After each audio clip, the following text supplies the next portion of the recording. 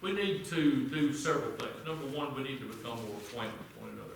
I saw one thing on TV. I don't know the situation. I don't know why I was at home. Anyway, I was watching TV.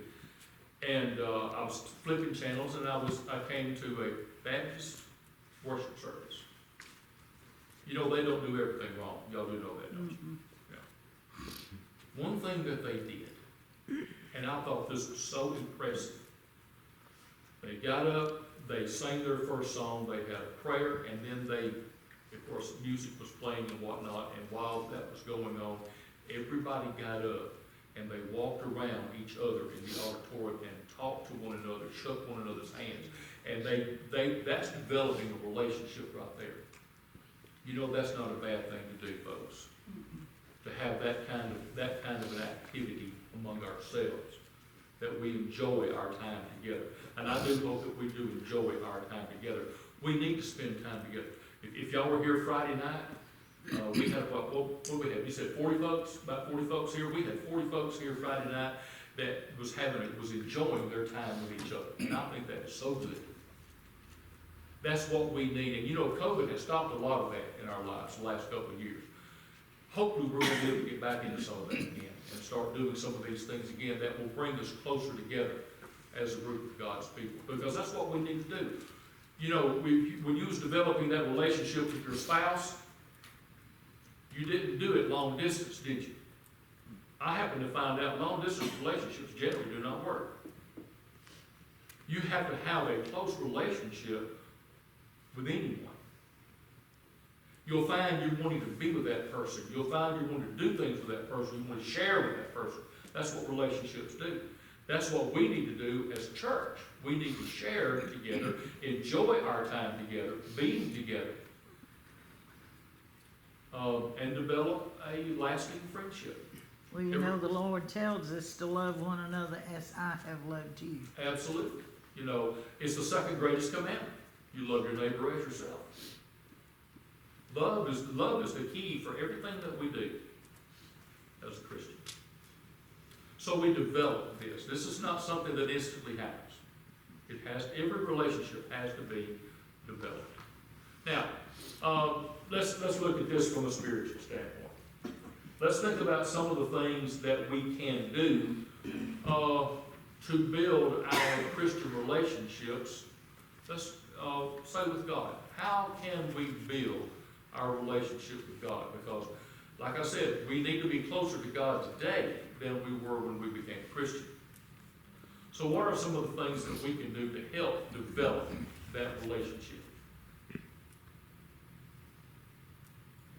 First of all, put Him first in everything we do in our lives. Okay. So in other words, you have to lose your greed. You have to lose your selfishness. You have to lose all those really worldly things that can break a relationship. You know, we need to learn how to put it first. We need to learn how to adjust. Did anybody in here have to adjust when you got married? Did anybody have to adjust? Yeah.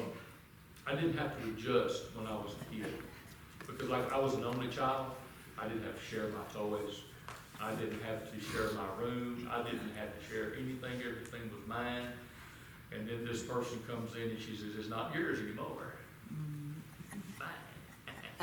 You know, that's a common conception. What's yours is mine, and what's mine is mine. You keep your hands off of it.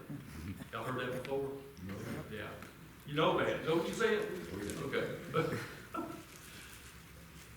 We have to learn how to change our lives for other people. Now, when we became a Christian, we understand that God expects certain things of us as His children. And we have to conform. We have to conform to God's way. And there's ways we can do that, and the biggest way that we can do that is simply learn what His way is, and we do that from studying His Word. 1 John chapter 1, verse 7. If we walk in the light, how do we walk in the light? As He is in the light, Okay. We have to, first of all, understand what the light is, don't we? We have to understand what it is, where it is, and how we follow it. If we walk in the light as He is in His light, we have fellowship with one another. That's us. And the blood of Jesus cleanses us from all sin. God is going to do His part when we develop a relationship to do His will. That's how we do that. Another thing that we can do to develop our relationship with God is to simply talk to Him. And that's a big point. You know, Paul said, 1 Thessalonians 5:17, pray without ceasing. Now, he didn't mean walk down the street, stop in the middle of the sidewalk. He didn't mean that. He didn't mean driving down the road and stopping at every traffic light and pray till it turns green. I knew a guy that did that. A preacher used to be a killer. He would do that. He would drive down the streets of Florence and he'd get his car horn blown at him every time. And he would, when the light turned red, he'd stop and bow his head and pray. When somebody honked, he knew it had turned green and he would go on. Well, you know, you do that on a busy road, you're going to get in trouble, aren't you? Yeah. That's not what this is talking about. What Paul is talking about here is develop a prayer life that is going to build your relationship with God. Because, you know, a lot of people will pray, and then they will think, well, I just don't think that's ever going to happen. You ever done that? You ever pray for the sick and then think they ain't never going to get better? You ever done that? I guess we're all guilty of that at one point, you know. When we pray for something, you know, Jesus has said, you can pray for anything. If it's God's will, it's going to happen. You don't have to worry about it. God's will take it and go with it. We have to have the faith that when we ask something from God, we know He's capable of doing it, and we know that He will do it if we have that kind of faith. And that kind of faith, again, is just like everything as a Christian. It has to develop. We have to build to that point. We spend time in prayer with a knowledge and an understanding that God hears us, He understands us, and He will do what is best for us. Does that mean He always says yes? No. He does not always say yes. Sometimes we don't need to be told yes, do we? Now, I know people, you know people who think they have to have their way in everything. God's not afraid to tell them no when they need to hear no. Sometimes God's answer of no is the right answer, and we just have to conform to that. Another thing we can do is we can worship together. Now again, this is something that COVID put a stop to for us for a while. We could not come together to worship, at least collectively as a group. But we do have scriptures that tell us just how important it is for us to spend time together worshiping our God. Hebrews chapter 10, verses 24 and 25. Let us consider one another. Okay, I like the way that starts. I'm glad he put 24 before he put 25. The 25 says, not forsaking the assembling of ourselves together, as the manner of some is. Okay? He's telling us how important it is that we be together, and not only to worship Him, but as verse 24 says, that we can consider one another. Because with you being here today, it encourages me. And I would like to think that we encourage each other by being together as Christians. We are here for the ultimate goal of worshiping God and honoring Him. But we also have the wonderful benefit of helping the person that is sitting next to us and encouraging them. And it is so important that we do that. And we can do that collectively. We can also strive to be helpful to one another. Paul, Galatians chapter 6 and verse 2. Bear one another's burdens, and so fulfill the law of Christ. You know, in the South, one of the first things you ask somebody when you see them, well, how y'all doing today? We do that, don't we? Anybody ever tell you? Anybody ever spill back everything that's going on in their lives? You ever had anybody do that? Boy, I have. They'll tell me every little thing that's gone wrong in their lives and everything that's happening to them right now. And boy, you're wishing, boy, I wish I hadn't asked them that. Yeah. Usually our response is, well, we're just doing fine, how are you? And you know, but you know, what we're doing here, we're actually building up a relationship. But let's say, for example, that you do ask someone how they're doing and they have a problem and they're needing help. How are you gonna respond to that? Are you going to have compassion? Are you going to show concern? Maybe even to the point of where you will lift your hands up to help them in whatever problem they have. Now, I know you can't do that for everybody that's walking down the street. I understand that. But generally, when we approach friends, people that we actually care about, people that we are concerned about what goes on in their lives, if we have an opportunity to assist them in ways that they need assistance, I think this verse is telling us that's what we need to do. We need to help bear that burden. Because we've all had burdens, haven't we? We have all had things go wrong in life, and we have all had things happen to us that we can't do anything about. And we need help. That's where the neighbor part comes in. We bear each other. We help each other along those lines. Did I see your hand go up, Kathy? Mm-hmm. I was just gonna say, sometimes it's hard to ask for help or recognize when we need help. Right. But, we can't always help someone if we don't know what it is that they need. We can pray for them, but, when one part of the Bible says, if I pray for you and you needed a coat, but I didn't give you a coat, did I help you? Yeah. No. Right. Well, and again, there has to be some communication involved in this. If someone calls the building here and they'll say, I need help, well, you're gonna have to tell me more than that, If somebody comes to the door and says, I need food, I know what to do for them, and I can do that for them. There has to be communication, you're right, there does. But at the same time, if we know people are struggling, and we may not know the story behind the struggling, we can pray for them. We can always mention them and ask that their lives become better. Yes, sir. And if we have the attitude of where it's all about me, we don't look at other people, we're not looking at compassion. Absolutely. And that's one of the worst things that a Christian can do, is develop what I call I-itis. It reminds me of the rich farmer. My barns, my crops, my goods. I'm going to have things my way. I will build. I will say to my soul. That's all he had. He could think of nothing but himself. A Christian that develops that attitude cannot function as a Christian. I firmly believe that. We have to get rid of that attitude. You're absolutely right. Galatians 6, verse 10. Now, this is back, I think, what Kathy was talking about. We have to have communication to know if we can help, how we can help. Paul tells us, Galatians 6:10, as we have opportunity, let us do good to all, especially to those who are of the household of faith. Now, let's break that down for a minute. We have those within our own religion that will not help those who are outside of the faith. I think this verse condemns that. We are told to be helpful to all people, period. Now, why did he specialize on those who are of the household of faith?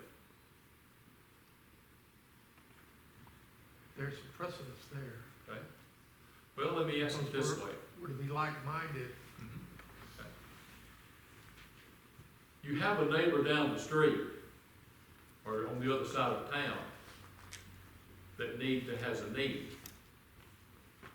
You have a family member that has the same need. Who's going to take precedence here? Family. They are yours. You are a part of them. That's not saying that you shouldn't help the person on the other side of town. But you do need to take care of your own people. That's important. And I think that's what Paul's telling us. He's not saying, leave everybody else alone, just take care of yourselves and your own. That's not what he's saying here. He is saying here, you need to take care of your family. Because what did Solomon say about the man who will not take care of his family? He's worse than an infidel. Yeah. So again, I guess it's a line we have to build, and we have to cross that line. But I think that's what he is saying here. Now, he also said in Philippians 2, verse 4, let each one of you look not only for his own interest, but also for the interest of others. Now, he did not put a line there, did he? Who is others? Everyone is others. So, you know, we just don't take care of ourselves, we take care of those who we can help take care of. I think that's important. Which leads me to the next point, learn to show love to one another.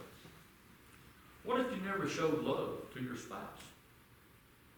What if you never did anything to indicate to them that you love them? What will usually happen to a relationship like that? You wouldn't have them long. It just breaks up, yeah. That's true, and that's not just with husbands and wives, that's with any relationship. You know, we need to show people that we care. We show our loved ones and our family that we care. We need to do that for the church family as well. Let's turn to 1 John chapter 2, verse 3 through 5.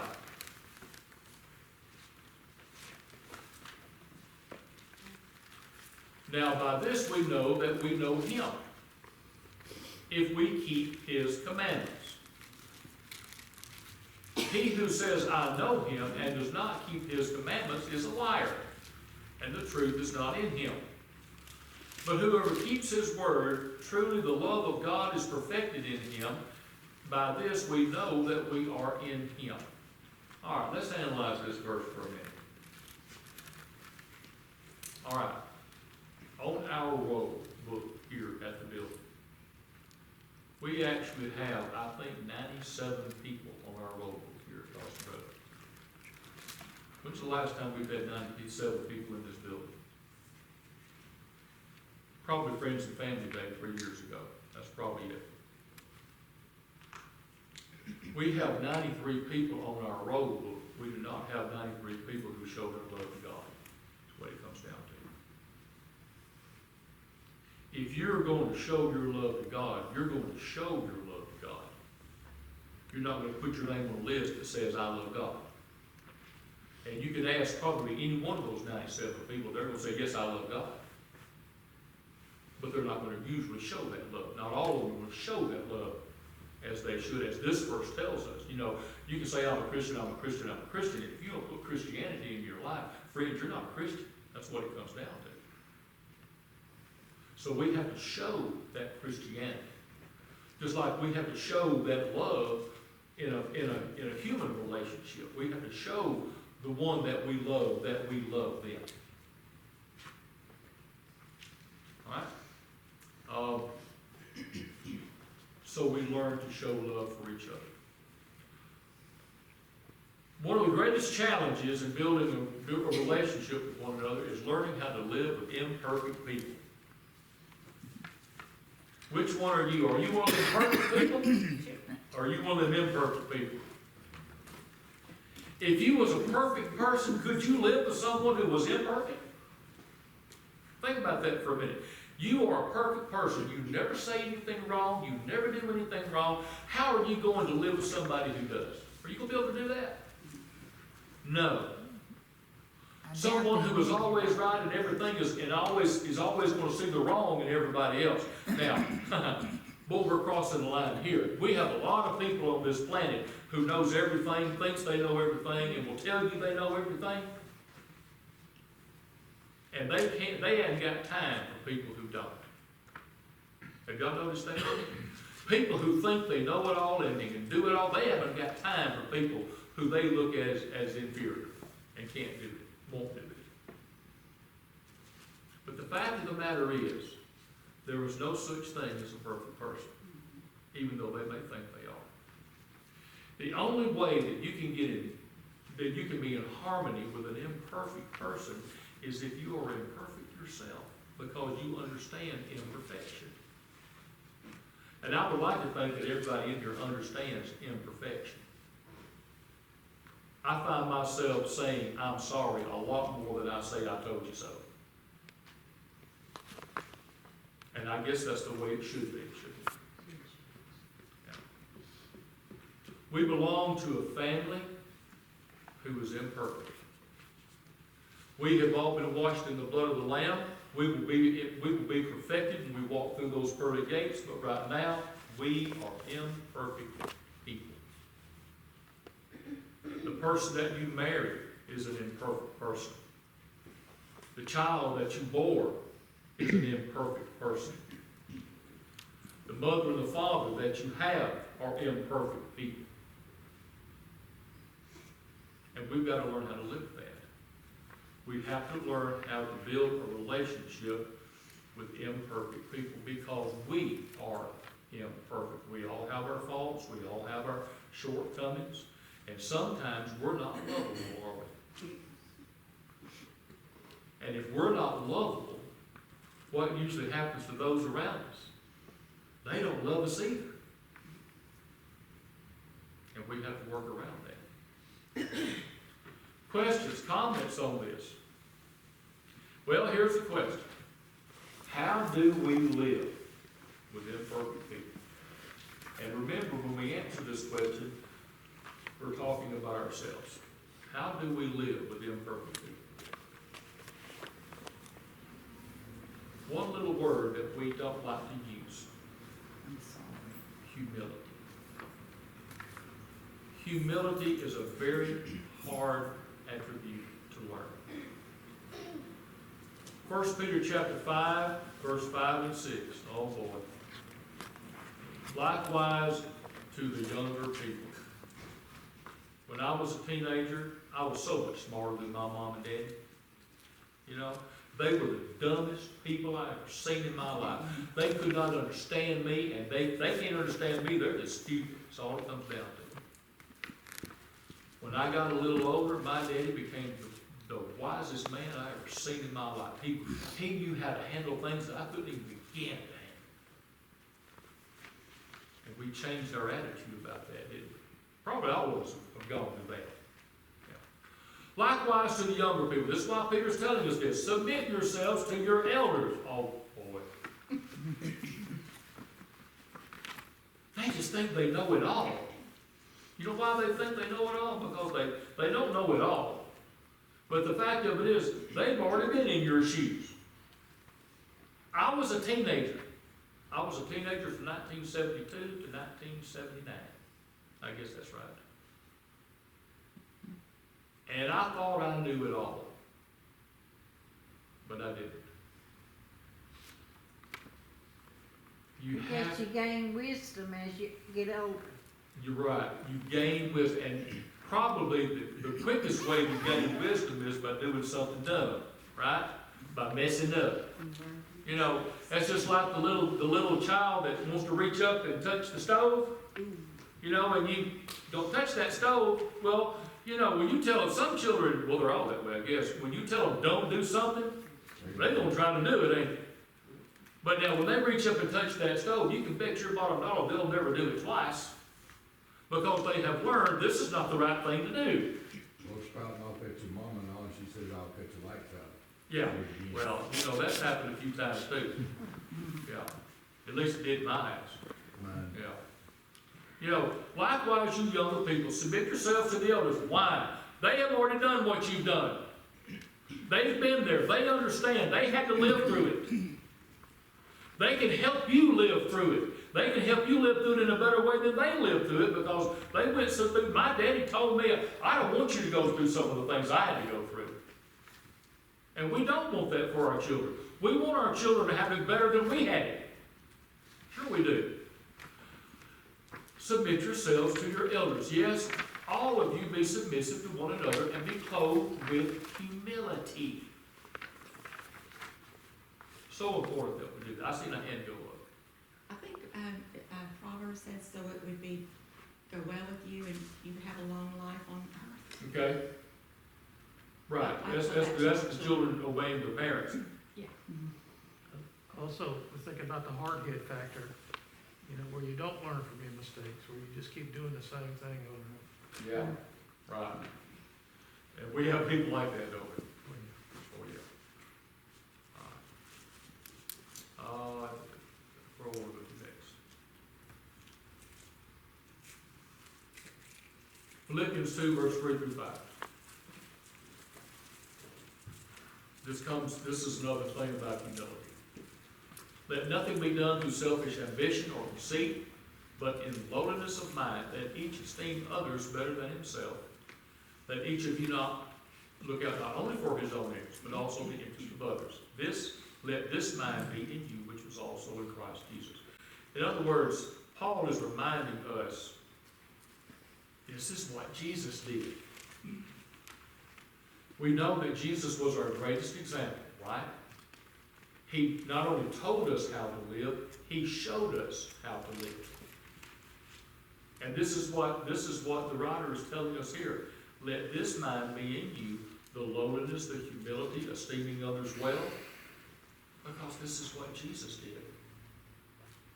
And he expects us to be like him.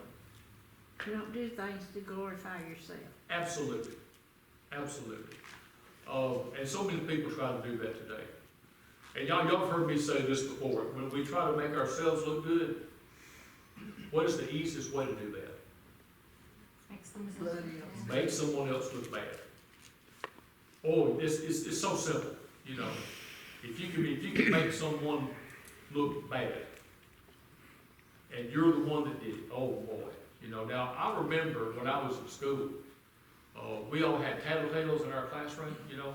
Well, in fact, you know, in some of my classes, the teacher would leave the room and give one person a list and say, you take names of those who talk and get up out of the seat and stuff like that.